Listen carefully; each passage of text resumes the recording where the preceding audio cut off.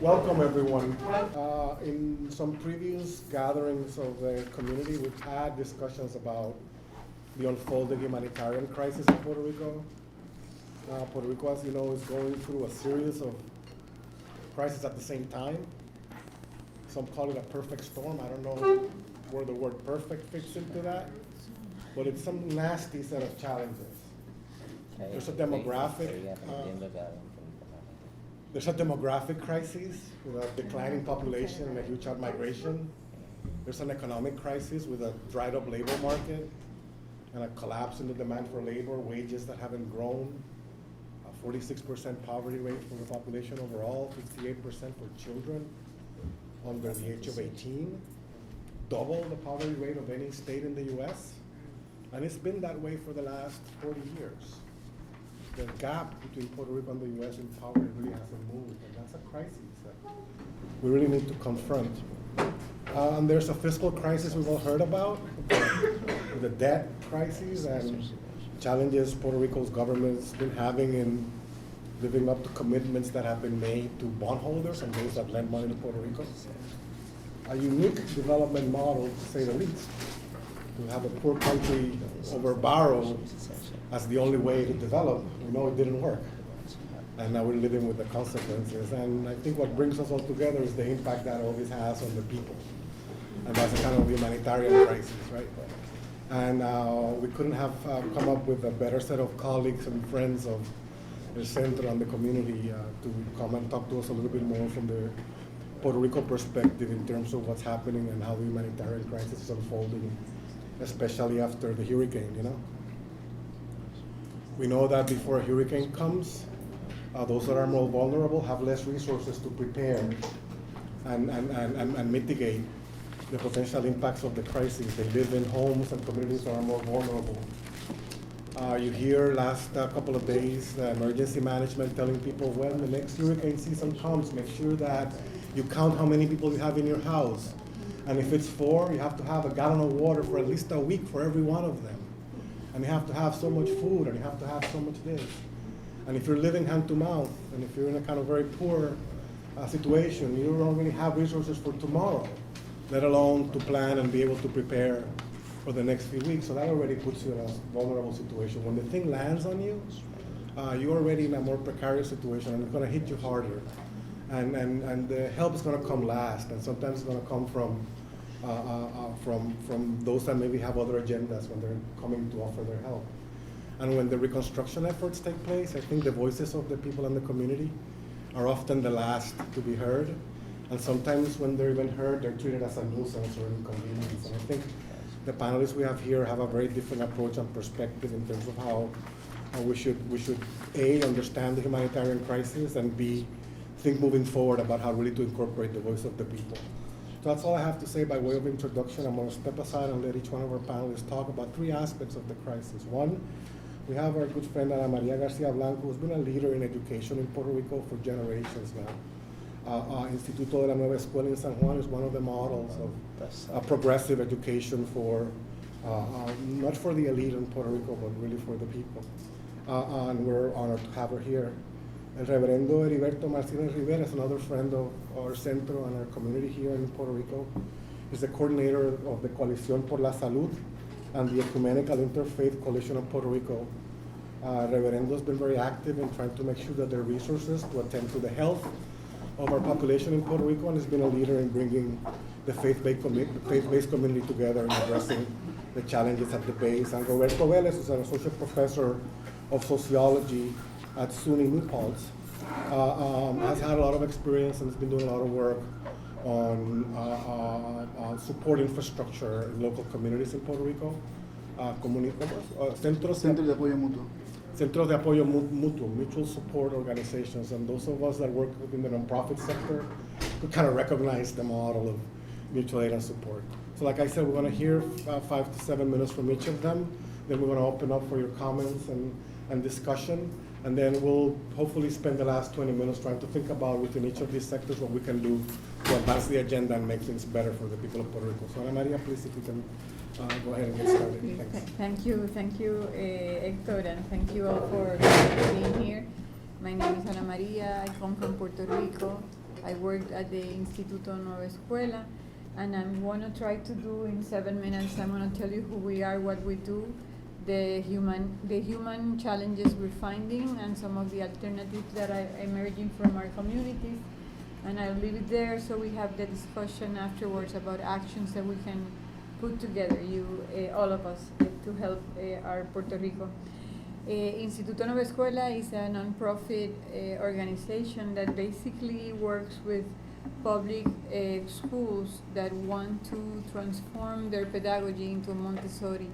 So it's a comprehensive Montessori community-based public reform. It's a reform that has emerged from the communities all over the island of parents, of teachers that every day fight and struggle to have a good school for their children.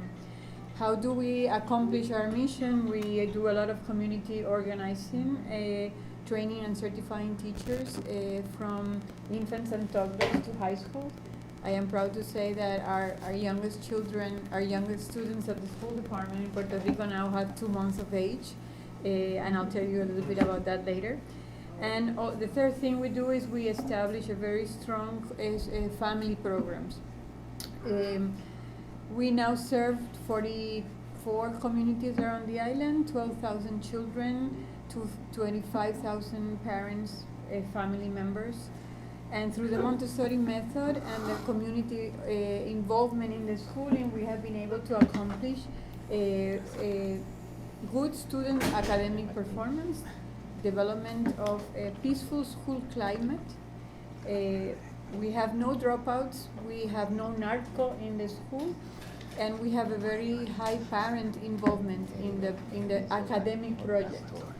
In rural barrios, inner city barrios, housing projects in Las Islas Municipio, in Vieques, and we're starting a project in Culebra now.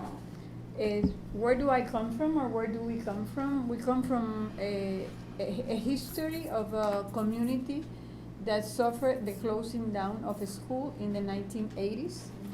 And I say that very slowly because it's very important.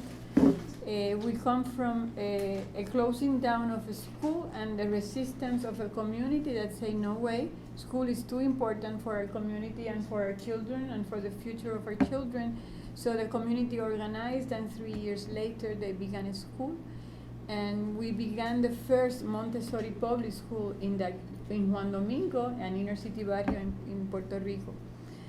If we talk about 3 aspects or 3 elements of our model of work, and we can talk about this 30 years later. At the beginning, we didn't have a model.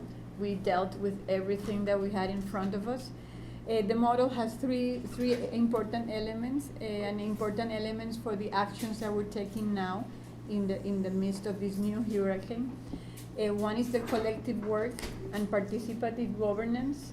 We eliminate the top to bottom school hierarchy structure, and we develop round tables that reflect and make decisions together.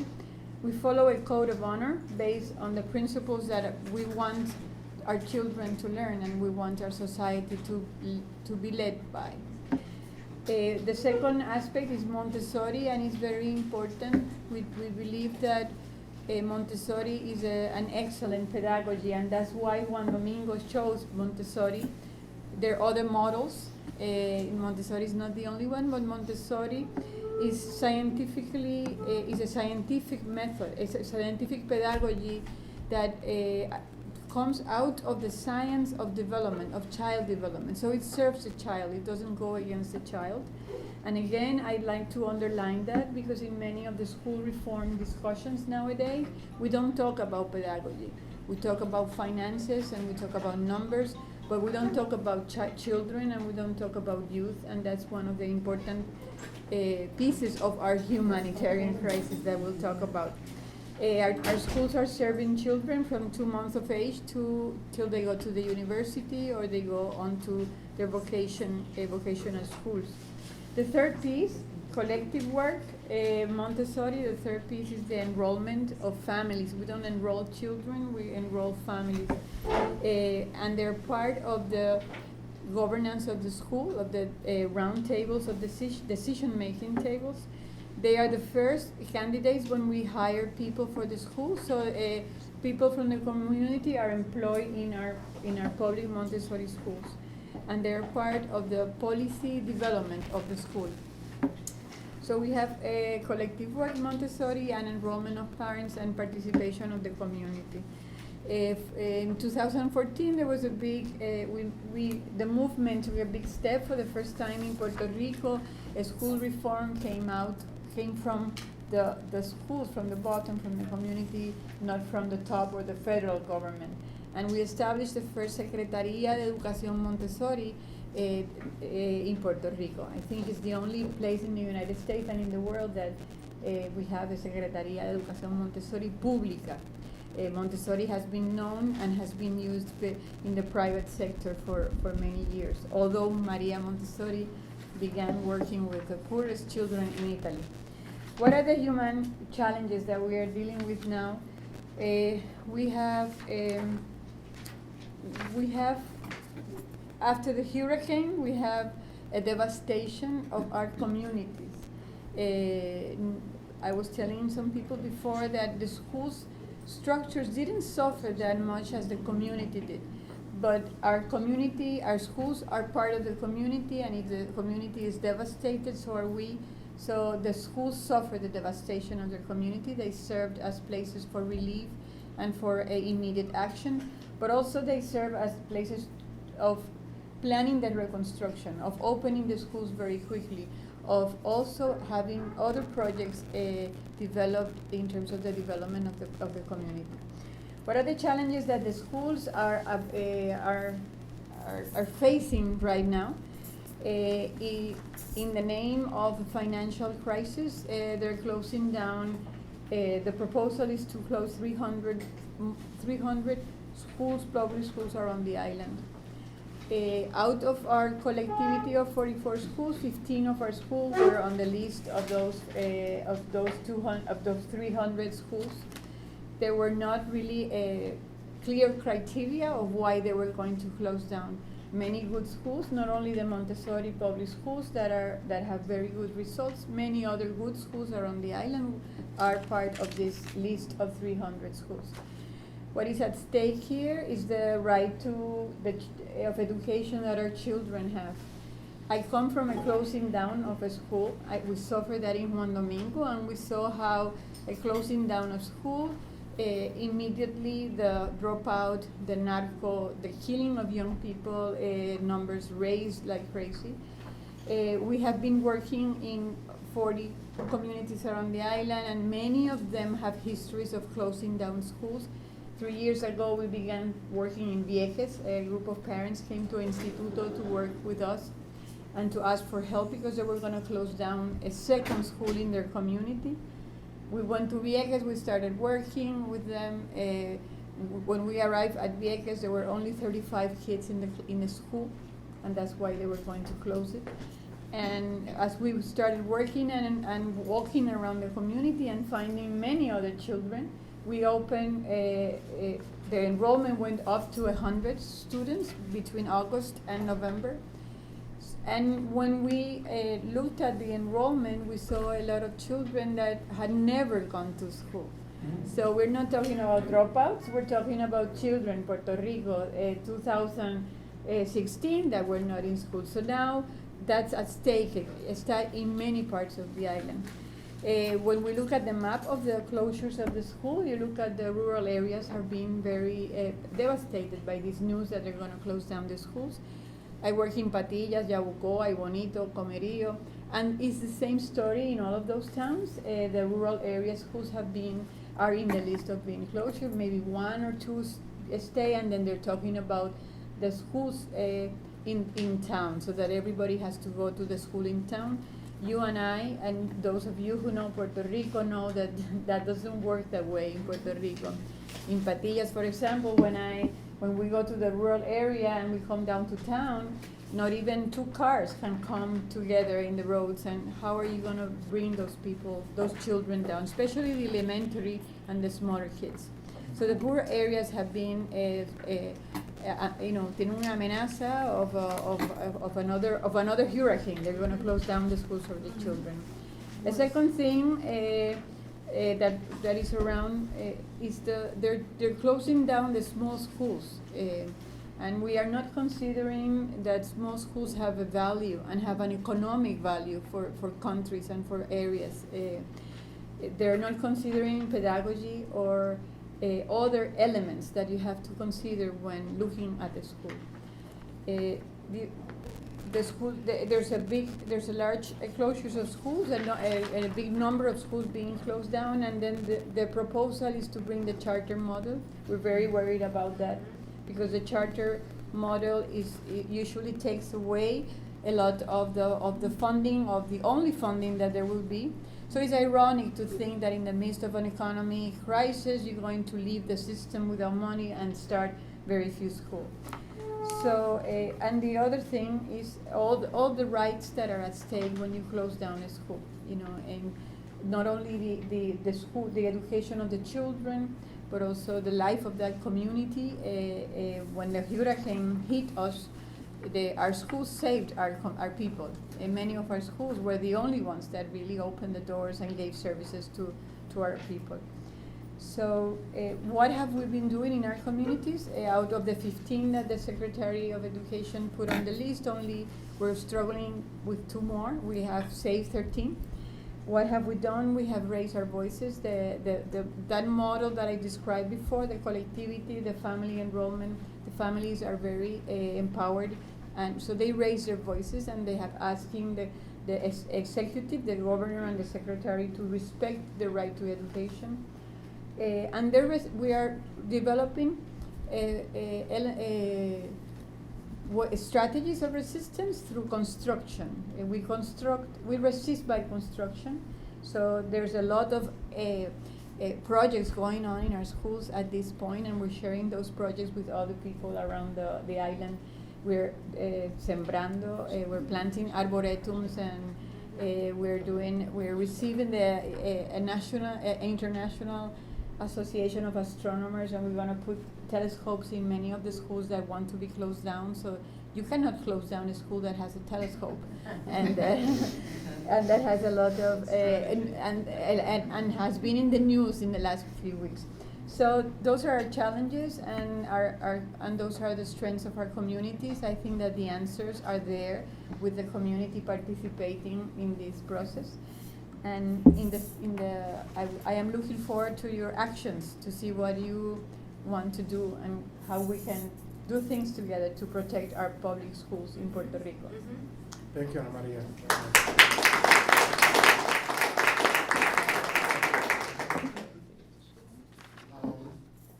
Reverend Heriberto Martínez-Rivera. Sure. Thank you, Robert. Héctor, it's a pleasure for me to be here. First of all, I want to thank the Centro for Puerto Rican Studies and Dr. Edwin Melendez for this. First of all, I want to thank the Center for Puerto Rican Studies and Dr. Edwin Melendez for this extraordinary opportunity to allow me to be part of this conference, Rebuilding Puerto Rico Humanitarian Crisis. This panel is a great chance to point out some thought about the humanitarian crisis after Hurricane Maria and the implementation of the debt crisis and implication, of the debt crisis for the Puerto Rican people. Everyone knows about the economical and social crisis in Puerto Rico. My island is facing the most severe economic and social crisis in recent years. The public debt, everybody knows, about 72 billions. Near 60% of the children living in poverty.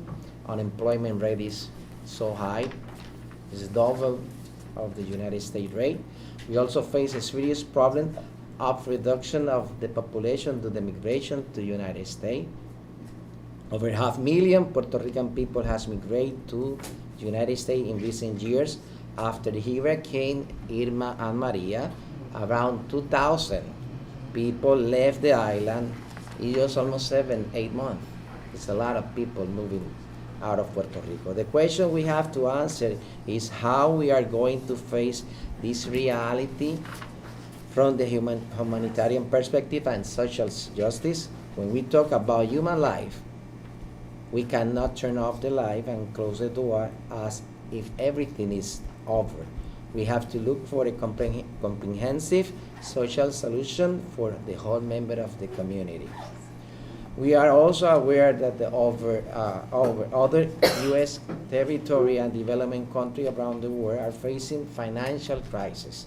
Many of these countries, like Puerto Rico, find themselves in crisis because the lack of regulation of the process of lending and borrowing money in the international market. As we continue to working together to resolve the Puerto Rico current crisis, we also want to prevent any economical and humanitarian crisis in the future. And try to understand that reality, we have to know very well what is the economical situation in Puerto Rico. For me, it's the basic of all the problems that we are facing right now. Puerto Rican recession began immediately after the United States removed tax exemption, given that the investment of U.S. companies began to reduce their business or close and leave the island. The poverty rate shot up the record level, unemployment, wow, so high also, last decade. Another aspect that intensified the crisis was the banking and mortgage crisis that discovered corruption path in the financial system and forced the closure of some banks in Puerto Rico. And everybody knows what's happened in the financial crisis over here in the United States in 2007. To cover the deficit created, Puerto Rico has begun to borrow deeply with a complex combination of hedge fund, mutual fund, until reaching current debt.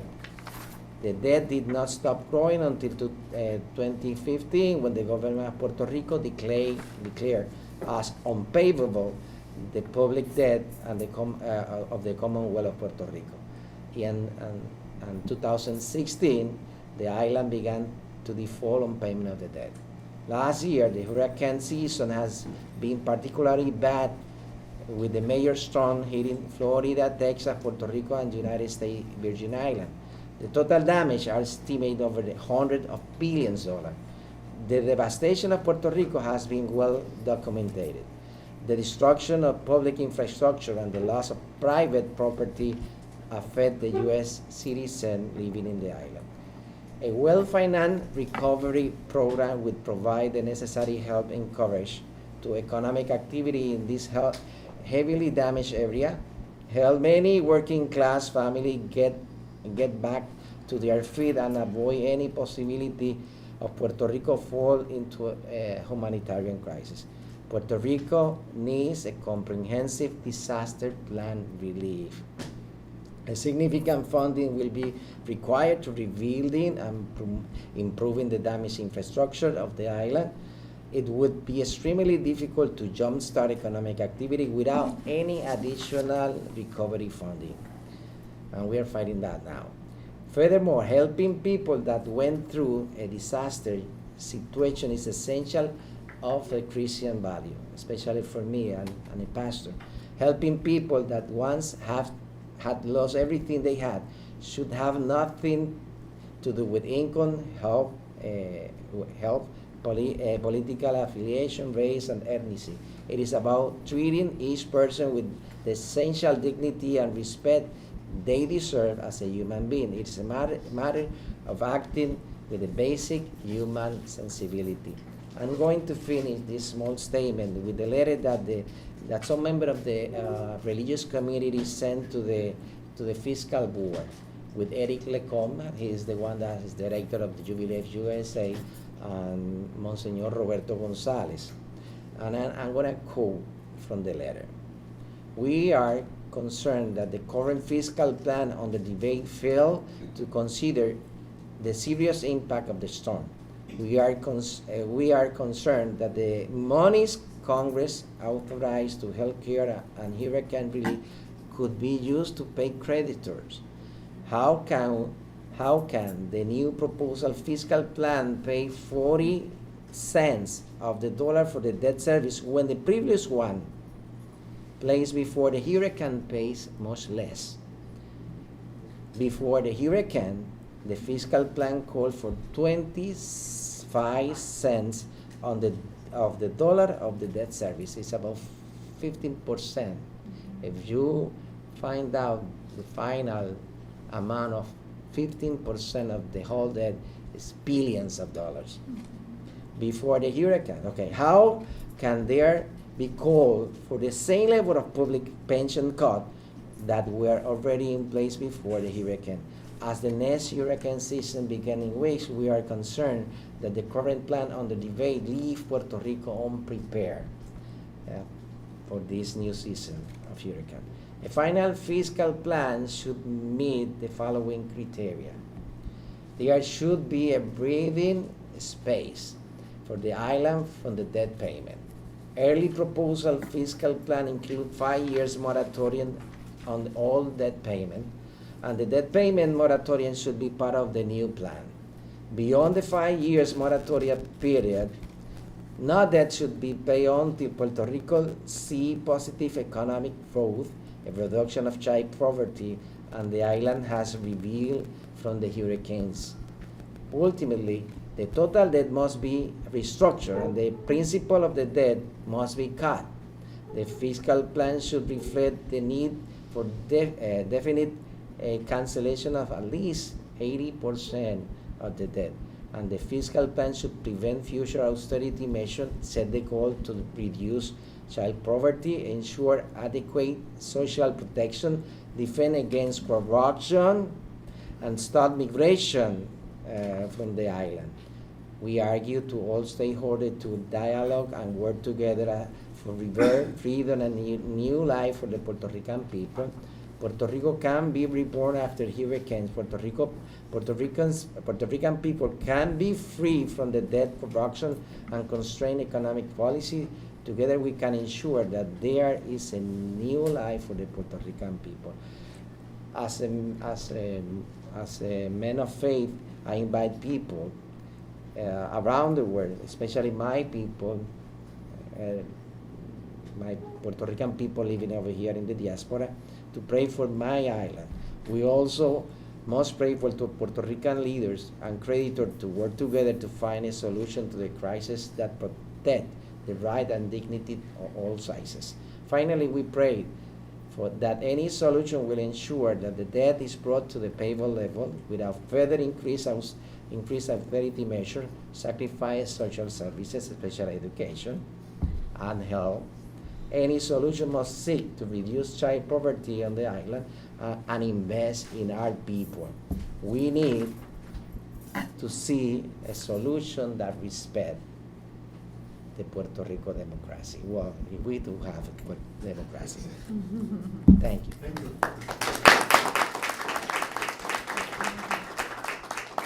Thank you, Reverend. Professor Vélez, please. First of all, thank you for having me, and thanks for putting this panel together. Thanks for sharing space with these great panelists. I'm a sociologist by profession, and since September, I've been working with a colleague at Colgate University, Jacqueline Villarrubia Mendoza. She's in the room next door, talking about the data mapping project. And what we've been following is the emergence of the Centros for Apoyo Mutuo, which are community-based initiatives that emerge after the hurricane, starting around September, October. And we've been tracking these initiatives to understand, one, how they emerge, the kinds of work they are doing, and how they are approaching the difficulty of the process of emergency, recovery, rebuild, and so on.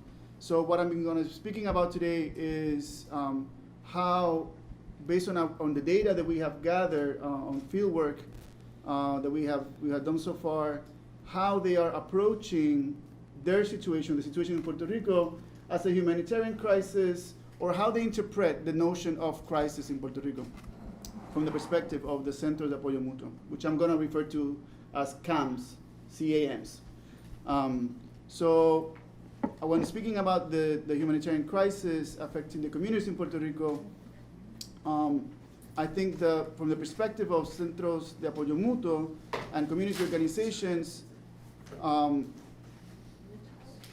we have to think about 3 vantage points. So the way they see it is 3 vantage points or vectors. First, how camps and similar initiatives have interpreted the situation, and that of Puerto Rico, the situation of the hurricane, and that of Puerto Rico as a humanitarian crisis. What community organizers and camps have identified as the sources and causes of that crisis. And third, how are they proposing a path for solving some of the ailments that they are facing? So let's start with the first vector, which has to do how are communities seeing, defining, and making sense of the humanitarian crisis. At the core of this argument is the idea that the humanitarian crisis that people are experiencing pre-exist the passing of the hurricane, and that's being said before. People tend to challenge, people in the field tend to challenge and call as an error the idea, the assumption that the humanitarian crisis experienced right now is born out of the natural disaster. Most organizers point out that the conditions of precariousness exist before the hurricane, and either from austerity measures imposed by Promesa, from mismanagement or neglect from the state, from the stagnation of the economy driven by foreign interests and incentives, and in general by what they call mediocre policy development approach. But given the precarity condition in the island, economic, political, and contextual, social, before the hurricane, these conditions were exacerbated within the new context of the hurricane. So this view suggests that communities and community organizers are very aware that there are social and structural connections to their precariousness. They know how to disconnect and differentiate between what is the hurricane-borne issues and the social, structural-borne elements. And they narrow it down as there is a clear institutional failure behind what we are experiencing. This moves us to the second vector, which is the elements of identifying the sources of the crisis. So if the crisis is interpreted as an institutional failure born problem, what is the source of that institutional born problem? What we are hearing from camps, leadership, and community members is that there are two major sources of this situation feeding into the crisis. First, the prevailing disconnect between social policy, policymakers, and implementing agencies and the recipient communities. These two things do not speak to each other. Second, the resulting disempowerment of communities as assessors, proposers, and developers of their own social policy. The common critique here is that the current model of social policy assumes a top-down approach on addressing social needs with little or no input from communities.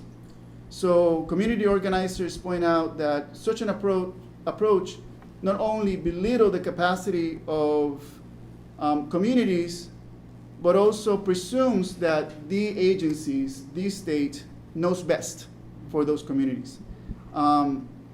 Which generate this, what they narrow it down to a phrase that is relaciones asistencialistas, or assistentialist dynamics.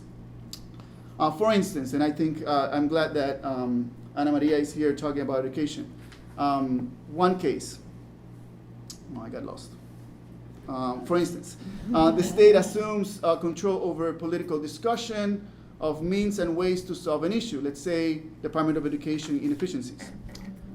It produces a policy to address the issue, most likely a blanket program, like closing schools, to be applied with little regard to the particularities of each community, like rural communities, while also removing any mechanisms for communities to engage and provide input into this decision-making and the outcomes of those decisions, like public hearing about school closings and the impact they have schools as centers of community gathering, of social interaction and engagement.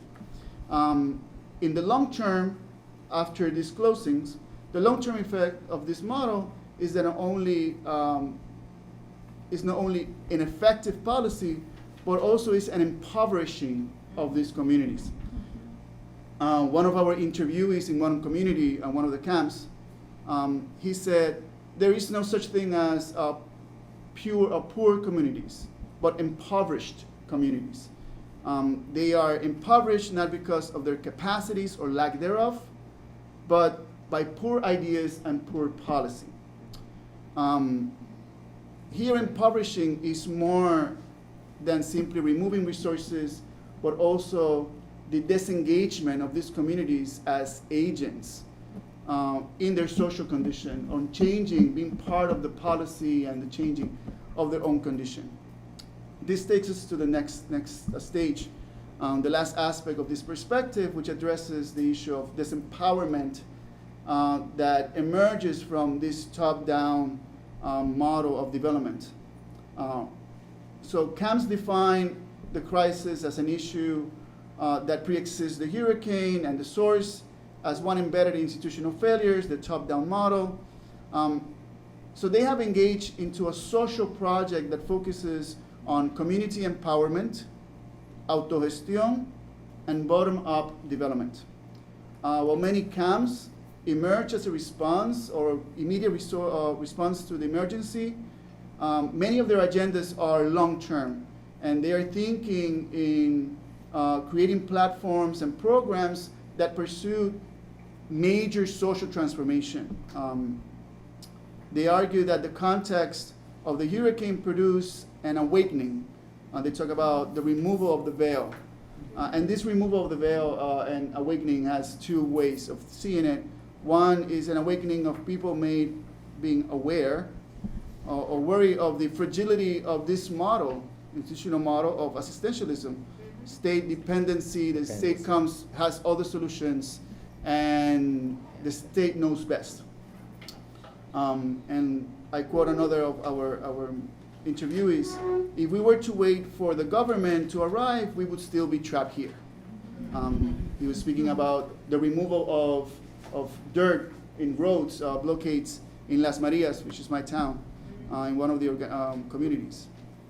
But also there's an awakening towards the storm as a structural opportunity, the chance of rebuilding the community fabric under a new rubric, a shift on paradigm. And they focus this paradigm as solidarity, building upon solidarity. The common denominator of this proposal are first from the bottom up and from the inside, meaning community-centered planning, agendas autogestionadas, which suggests autonomous from the states, agencies, and institutions, and participative and empowering, which involves community engagement throughout the whole process, not simply complaining, identifying needs, proposing projects. One phrase that stuck with us while we were doing our fieldwork was in one of the banners of one organization that said, "Aquí se sirve solidaridad."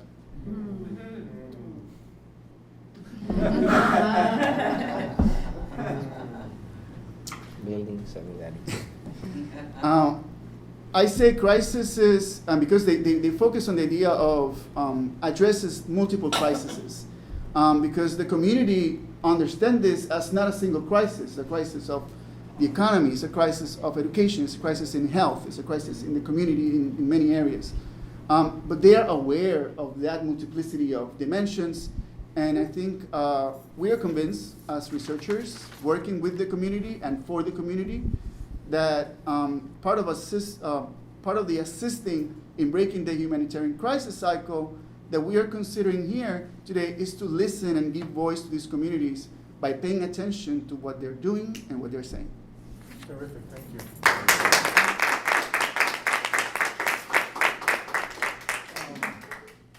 So I hear Ana Maria saying that it's not that we don't know what works, or it's not that we don't have models that work to empower, to further advance the educational progress of our communities, is that our policy is upside down. And I hear the Reverend talking about our priorities sometimes being upside down, and there being perhaps a lot more preoccupation with making some investors whole than making our communities and our people whole. And I think Professor Vélez really emphasized this idea that our policy making is completely upside down. When there's nothing more top-down than a financial control board imposed from outside that is essentially giving the local government the script they have to read from over the next 5 years, and good luck with that to the people. And I think we're here because we believe there's another way. There has to be another way. So thanks again to our panelists for really terrific presentations, and now we're open for any comments, discussion, ideas, feedback. And the goal is to separate the last few minutes for any ideas that you may have about how we can take this space and us coming together as a way to really move forward on some of these issues and challenges. Is that okay? So I'll take a couple of interventions and then we'll take it from there. Please, ma'am, and then I'll take you on the back. Could you please identify yourself real quickly? Sure, if you Wilson possibly? Feliciano, Roberto colega era colega mío, pero yo me jubilé. Así es que yo estoy aquí con mucho tiempo, pero es en inglés. I've heard a lot of the same information that the crisis began, when they ended 9/36 and the closings of the schools and things like that. One issue that I go to Puerto Rico, I go back and forth because I have a house there. And one issue that I have not heard a single person address, and I think I'm going to ask the Reverend, because I am also a person of faith, is the emotional trauma.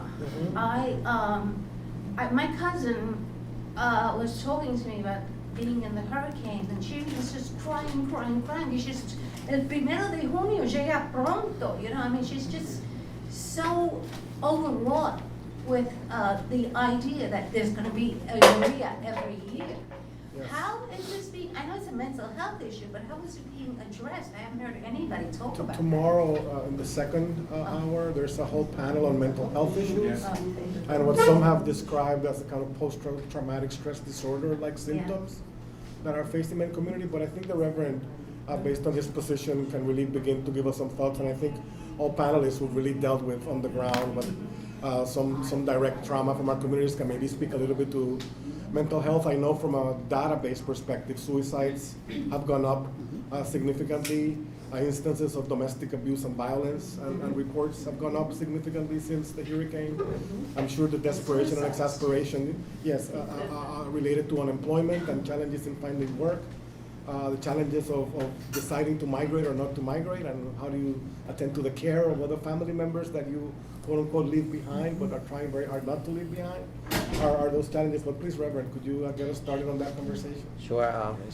It's a big problem that we're facing over there, the mental health. Before hurricane, we had a big problem and nobody can have any solution for that problem.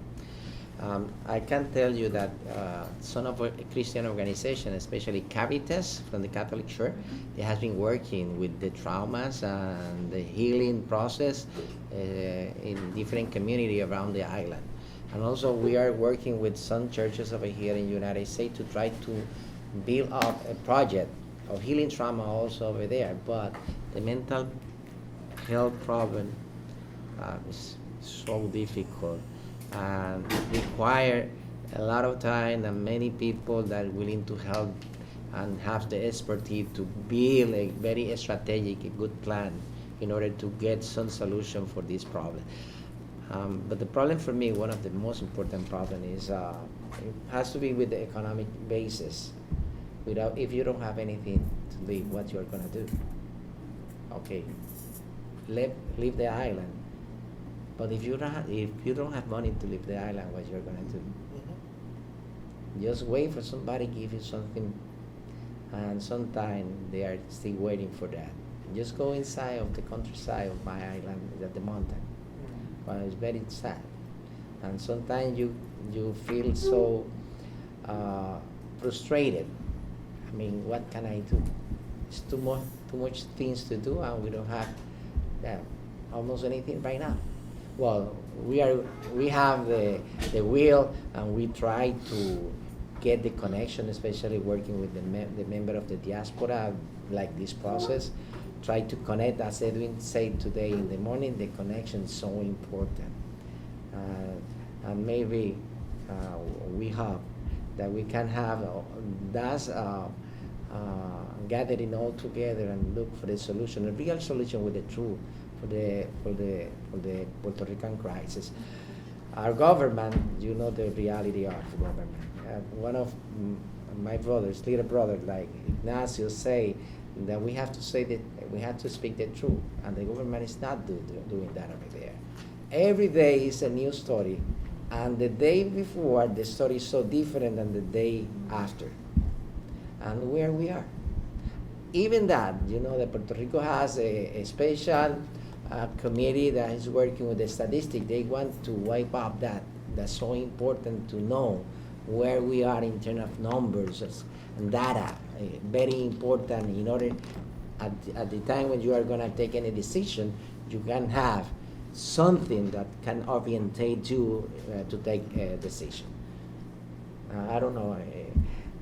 The dependency also, nobody wants to talk about the elephant and the elephant in the center of the room of relation with the United States. Because we got no power in order to make a decision. We have to wait for the Congress. In order to, you can see that with Promesa. And I cannot do anything. Well, just fight. Okay, I'm gonna get an army. I'm gonna fight back. It's impossible. We have to teach my people. It's a process of education that we have to went through in order to make my people get aware of our situation and get some possibility that if we got united and work together with one clear vision to the future, maybe we are going to make the big difference. Any other panelists have comments on the mental health question? Yeah, I would like to answer very quickly with one story and one idea. The first story, after the hurricane, one of the... Speak up a little bit. After the hurricane, I'll tell you a story and an idea. After the hurricane, 3 days later, I was able to go out and went to one of our schools in Juan Domingo, and I arrived to the school. There's people staying in the school because they lost their homes in the barrio. And there's one little girl outside of the classroom, and she's working. She stayed in the school because she lost her house. She was staying with her family, and the teacher that's also from the community was there. So she went up to the teacher, to Sonia, and said, "Sonia, please open my classroom. I have to work." And I say this because that girl gave us a really strong message. We started working really hard to open all the schools because the methodology and the pedagogy is very important to look at that as a tool of mental health, of prevention. We are used to having people come to us after the hurricane. Many people called us. We have psychiatrists, we have this, we have that. Our communities healed their soul and their trauma by going back to work, going back to normality, opening the schools. The children were working, and also, and this is the second part, and I think this is what Roberto was telling us. I think when people started working with each other, I arrived at Barranquitas and I saw a round table work together, the same methodology that they had used to create their school, to develop their curriculum. There was a round table where people were together talking about what had happened, what they were going to do, how they were going to solve the problems. Like Roberto said, nobody was expecting the government to do much. But I think that was very healing. So maybe I lost a lot of things. I went through the trauma of the hurricane, but I'm in a table where we're together, and that really for each other. I don't think it solves all the mental health problems, but I think that we have to look at the structures and the methodology we're using in our different institutions and learn from the way that the communities heal, you know. And it's a human. We sometimes we don't, sometimes we think a lot about the language, post-traumatic. Well, a hurricane is a natural phenomenon. You know, the physical board is not a natural phenomenon. And then how can I, you know what I'm saying? So I have to get ready for both the phenomena. He's from hell. But, So, I think with global warming. if I can add just one thing is, one thing that when we were in Bucarabones, in Las Marias, we were meeting this camp for the very first time, and when we were talking with one of the organizers, he used a lot the word healing, and he talks a lot about healing and healing and healing. And my colleague and I, we were just sort of like, wow, that's such a strong language. And we sort of dig in deeper because this is something we're not expecting to find. And we started hearing not only from him, but from other members of different other camps using the word of healing, because they said, we belong to communities and societies that have been traumatized in many, many, many different ways, and they are hurting for many, many different things. So healing is necessary, and the healing, especially in the context of the, this context of the disaster trauma, right, is more than simply the storm, and they are aware of this, and they're thinking, and they're seeing the practice of community, right, the coming together and working together and solving their own, see themselves as agents of their own solutions as part of that healing process of, if we start by looking at each other and listening to each other and supporting each other, that's where the healing starts. And it's not simply, let me get busy, that way I can forget what I'm feeling, but rather, let's us get busy by thinking about what we are feeling. And it's very present. The idea, the notion of healing is very present on communities, and they think of it as part of a mission of community building is building healing. I'm gonna count to 5, okay, and then we'll take those 5 comments. 1, 2, 3, 4, 5. Okay? You can go that way. Yeah. And then make all the comments, and then they'll respond to all of them together. Our time is running short.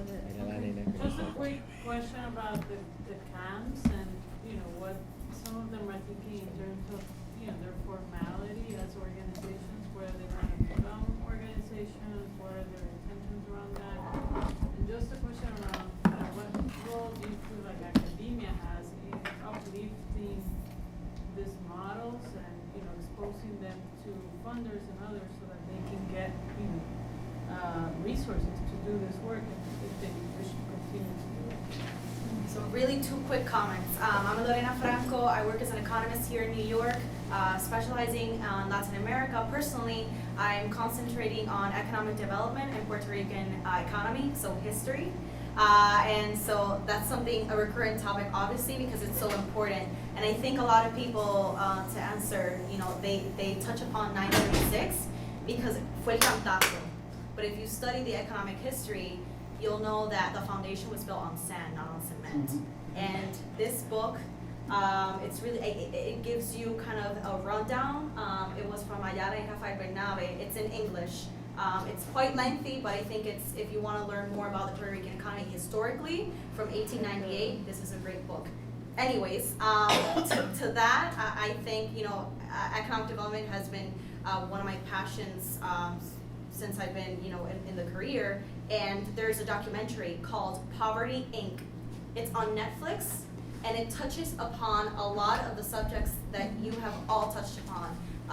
Fostering a dependency, asistencialismo, but also how companies are making poverty a business, and the subsequent social and economic consequences that this all has. It's an hour and a half, but I think it'll just open your eyes to a lot of things that are happening in Puerto Rico, and they use Haiti and a lot of countries in Africa as case studies to show what has worked, what hasn't worked, and you'll see that a lot of things that are happening in Puerto Rico are things that happen in these countries or not. Sir. I have a comment for the question. Once Pepe Mujica was asked what was his plan to make progress in his country, and he said, educación, educación, educación.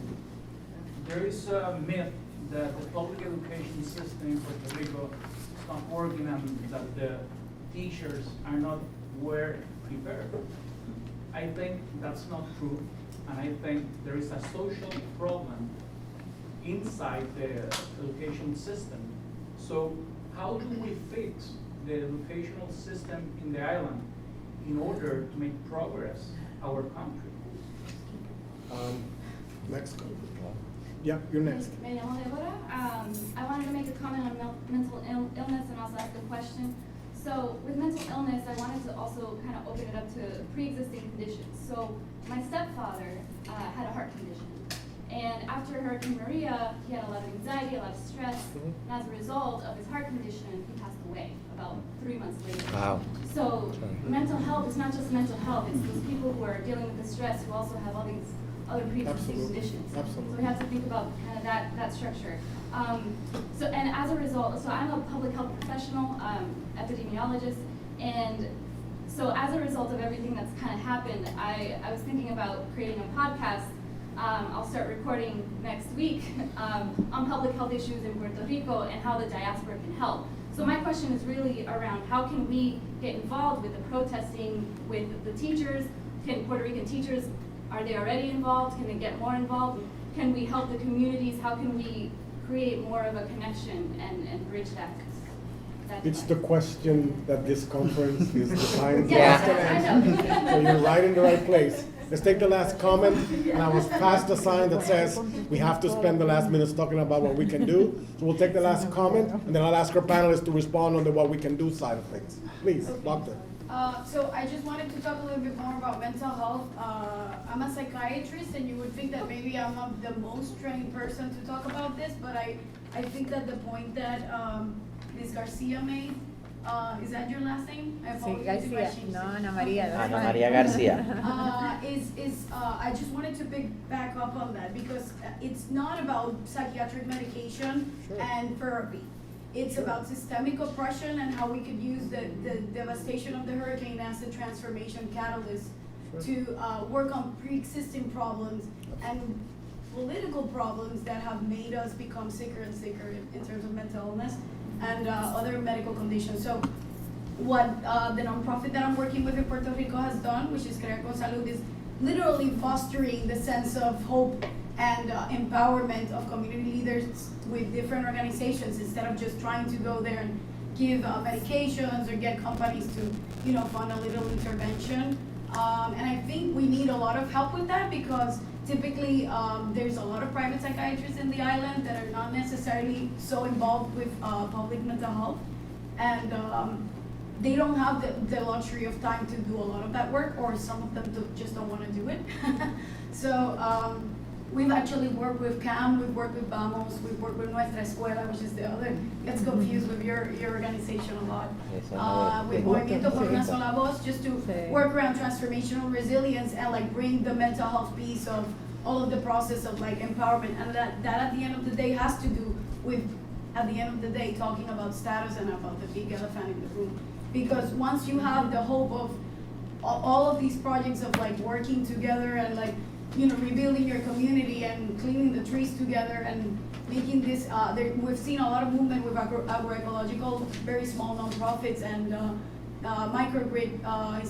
It's literally groups in different communities like Naranjito and Barranquitas that are doing these groups to get their communities together and work on getting support from cooperatives to do microgrids of solar power and using mental health and empowering these communities to do that with giving them support for trauma is very important, and then connecting them to the people that can help them with actual treatment. So, and then we can talk. I have a connection for both. Thanks for that comment, doctor. Much appreciated. Sorry. So we're supposed to spend the last few minutes talking about what to do, so I'm going to ask the panelists to respond to some of the comments and questions that have been made, and then to try to focus a little bit on, you only have about 30 seconds for the question. But I'll just before you go ahead and answer some of the issues and questions that have been asked. And again, I'm asking you to try to focus on on the solution side of things. I just want to ask you one question to kind of ponder, which is, given a history of invasion, of colonialism, of all kinds of economic abuse, hurricane, an earthquake yesterday, 4.4 on the south of the island. Why are we still around? But what's in us that has allowed us to survive all of these things and constantly want to seek a better? Why haven't we disappeared already? Why haven't we all kind of gone crazy? Given you know, what's inside each of you that gets you up every day and makes you optimistic about the future, given everything that we have to go through? Just a tiny little question there at the end. That's, we have to answer that now or at the end? The conference, perhaps. The conference can answer that. Okay. Yeah. What's the magic that the Puerto Rican people have I that's think, allowed them to survive you know so what? much? We're people that love each other so much. We are capable of loving one another. I feel that after the hurricane, our family grew, was stronger. I feel so proud. I feel so happy of being part of our Puerto Rican family. Everywhere you go, people, they don't even know you, they love you.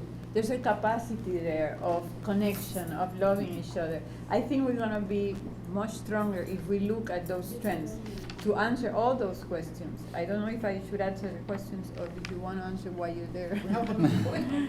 ¿Ah? You Lucy? want to take longer, García? Mira, I think that because it has to do with how do we help? I think that connecting. I was in Barranquitas 2 weeks after the hurricane. We were able to go to the Barranca, to the school. People were there, very happy, cleaning the school, taking the river out of the school. The river had gone on to the school. They had, they did it, you know, beautiful. It was better than before the hurricane, okay? And I was sitting by the river looking at that thing that had come up and, you know, done his thing or her thing. I was sitting with a little kid, 8 años tenía el nene. And I said to him, you know, what are we going to do with the river? And he looked at me like, what are you talking about? We have to learn how to live with the river. You know, what's your problem? I said, okay. You got an answer there. But and we may think that that's very connected to our questions. I think that we have to go to the people that know, and that the people that are solving the problems in a natural way, not from outside, but from the, like Roberto was saying, from the inside and from the collectivity. I think that what you are doing, Doctor, of going to Puerto Rico and joining people that have been there for a long time, doing things and know, you know, what's needed to do, and have a very good relationship with the people, because they are not paternalistic, but they believe in the answer is there. That in that comment, I don't go to Barranquitas and tell them that you're gonna bring energy. What do you want to do? They know what to do. So I think that's healing in itself. I think that when I left Barranquitas that day, I was not leaving a poor community, Roberto. I was not leaving a traumatic community. You know, it was devastated by the hurricane. But the strength that the people had, that they were able to solve the problem of the river. They were able to, what the child told me was not a problem, that they were able to get their school going again without no help. And they were able to know where everybody in the community was, what they needed, and everybody was taken care of. That's very powerful and that's very healing. You feel you can solve your things. ¿Qué barrio fue? Barranca en Barranquita. Barranca. So that was the question. How to change the system? I would say the same thing. I think that we should go to the people that know how to do schools, that have been doing that for a long time. I would do it the other way around. Instead of bringing reforms from Planeta Saturno to San Juan, Puerto Rico, I think that we are able, I am very lucky, I've been very privileged to work with many communities around Puerto Rico that now are one family, to have communities of parents dreaming what they want their school to be, and from that dream a new school is born, and we have excellent schools all over the place. So I would say that I think it's a simple answer to your very complicated question, but I think it's a simple answer. I think that we should dream as a people of what the school system should be, so that Puerto Rico survives and becomes a new economy, a new place in the world. For you, what can you help us? I think that you have a lot of power because you are close to voices that our governments will listen to. So I will mobilize all. I am not that technological, but I have many people around me that are. So they talk about like you, pods and puts and stuff. To do that is very important for us in terms of overseeing the policies and the actions. To have voices and to have messages all over saying, you know, what is at stake here is not an economic question, it's a human question, and it's human rights questions, you know, and the question of schooling is not a financial question, that kind of thing, or in the same in health. So I would say that help us oversee what's going on and denunciarlo, o sea, no dejar que pase esas cosas. Que aquí no se permitirían. You would not permit that here. You would not allow it here. Like Roberto was saying and Heriberto was saying about the democracy. You know, aren't we in a democratic nation with a democratic constitution? And democracy is at stake every day in Puerto Rico and is going fast. So oversee, raise your voice, help us raise our voice. In the last few days, we had some people from the United States, from here, denouncing the fact that the schools are being closed before the law protects that action. That has to be stopped. We have to stop that, and we can do it together. You can help us do it.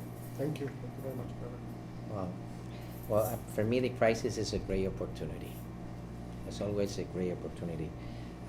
Like Martin Luther King has a dream, we the Puerto Rican people also have a dream. As María say, my people is so beautiful inside. Give us a strength to keep working hard, even the worst situation. As a Christian, I believe that we have the skill to do whatever we want. Obviously, if we work together, it's going to be better.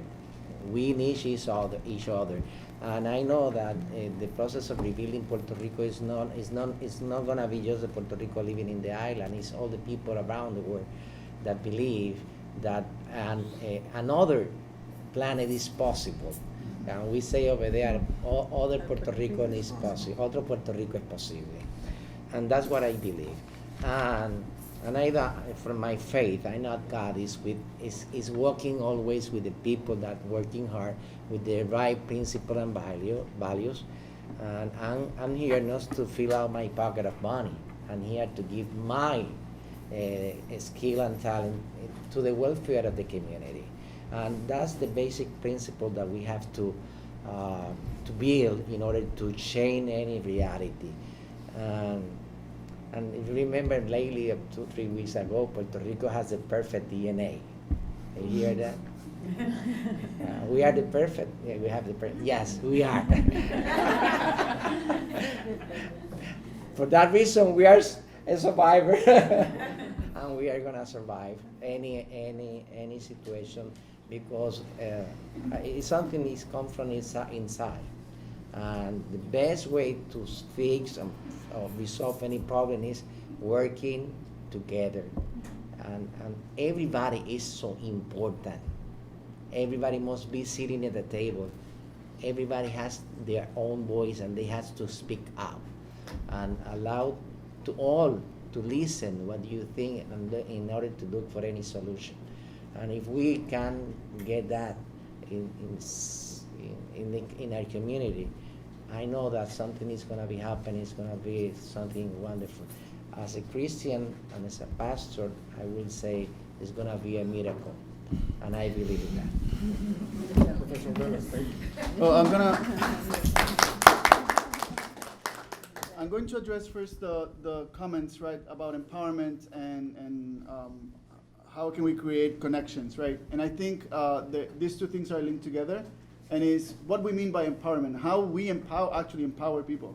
I've been very invested now in the literature on NGOs and all that. And one term that I've been trying to like wrap my head around and challenge is the parachute NGO attitude, right? Like, we go there, we have the solution, we're gonna help them because they need help.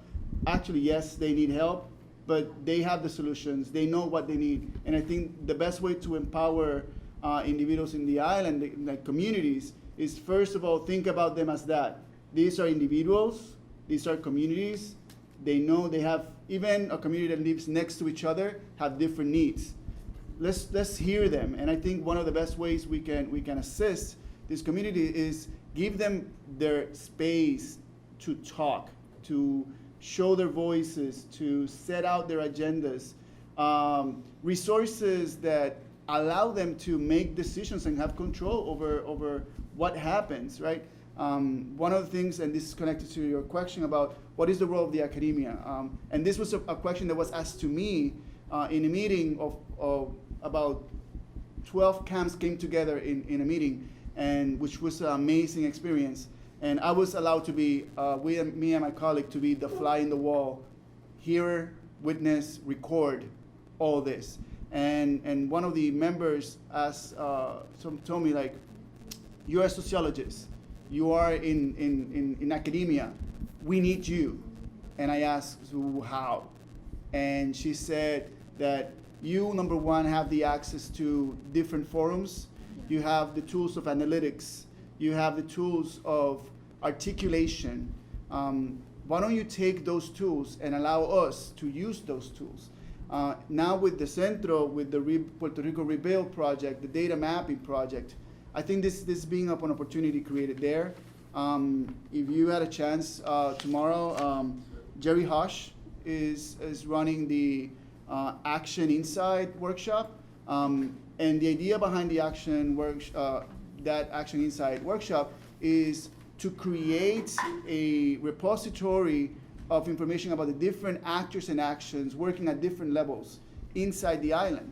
Now we are, I say we because Jerry, Jacqueline, and I are going to Puerto Rico in June to do a workshop with community members in the island to provide them with the tools of how can you assess.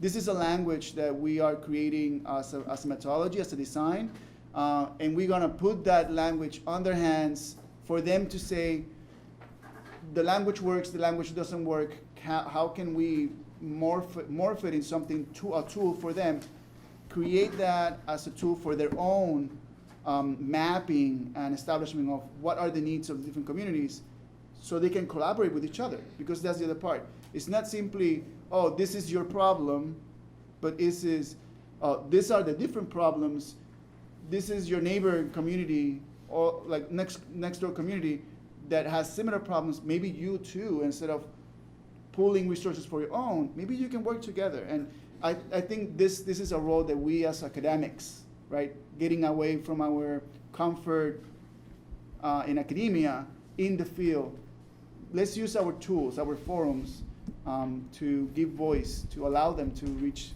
the tools that we have. I would like to say something. It's very important, the organization of our community, especially over here in the United States. Over here, Edwin Melendez has been trying to do extraordinary work regarding how we, the Puerto Rican people living in the United States, got together. For that reason, the national Puerto Rican agenda is so important that the people, the member of this community over here, my people living in mi patria extendida, which is over here, and the big island is over here, can get together and work as a community around the United States. You know how much power you can get, even can do many things that is going to change the reality, not just our community over here in the United States, over there in Puerto Rico, even the United States community. Mm-hmm. It's so important to get together. And let me tell you something, as a religious person, when we start with the Ecumenical Coalition, you can imagine a pastor from a Protestant church sitting to the Catholic that we used to fight all the millions. And now we are brothers and sisters, because in the common agenda we are agree with just one point. Let's work just one point, and let's create the necessary confidence between all the members of the Ecumenical Coalition. In 19 years already, we are brothers and sisters, and we can sit and work together. We have been working a lot, and Monsignor Roberto Gonzalez and myself and other members of the religious community over there, in the Congress through the Jubilee U.S. network. And we have been done many things so wonderfully. Even the excarceration of Oscar Lopez Rivera last year, you can imagine, it's great. It's important. My brothers and sisters over here got together, and it's a good and so important to develop that instrument for me. I think start already the national Puerto Rican agenda.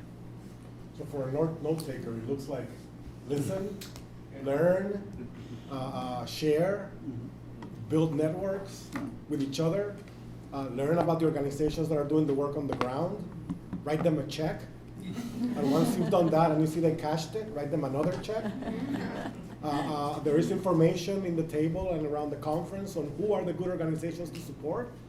When the crisis immediately happened, many of us were wondering what's the best place to give our resources, how can we help, how can we connect? I think a lot of those questions have been answered already. So it's just a matter of continuing to activate ourselves, continuing to volunteer when you find a good organization. And as the Reverend very well said, continue to join and be part of this national Puerto Rican agenda movement that is building and continuing to build to try to kind of bring us all together so that we can work to educate ourselves, to connect ourselves, to teach and be students and teachers at the same time, and to essentially build community, which is something that as a colonialized people, we have to do so much because there's so much at stake in our very sense of peoplehood, always being questioned and always having to kind of almost make a case that we deserve to be a people. I think the case has been made. Let's keep moving forward together, and please join me in thanking this tremendous panel. And the panelists have joined me in thanking you for being a great audience and sticking to the very end of the great day.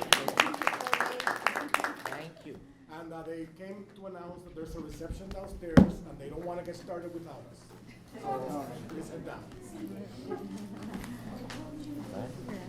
Gracias a ti, me aprendo para que te escucho, pero eso pero nada, yo también,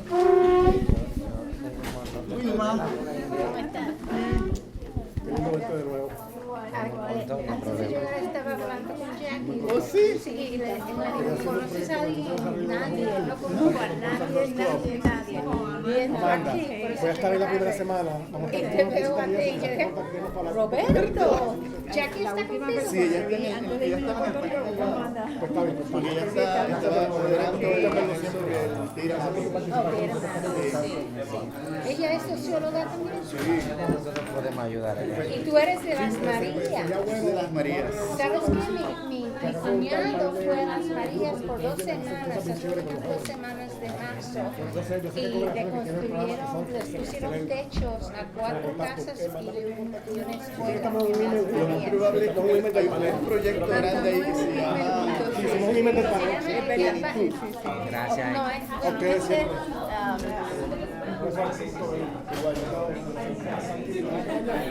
No, porque tengo un compromiso en donde ustedes me acompañan.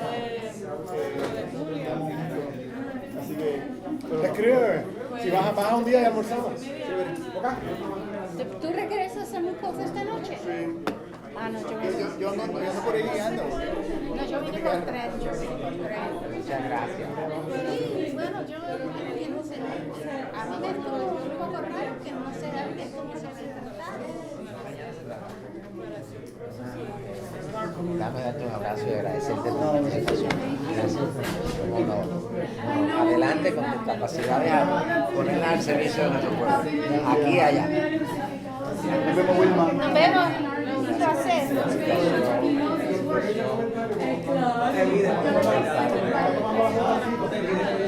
Demasiado. La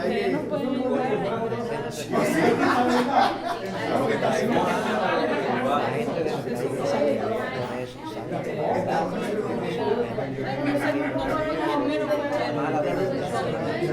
que no llegan a la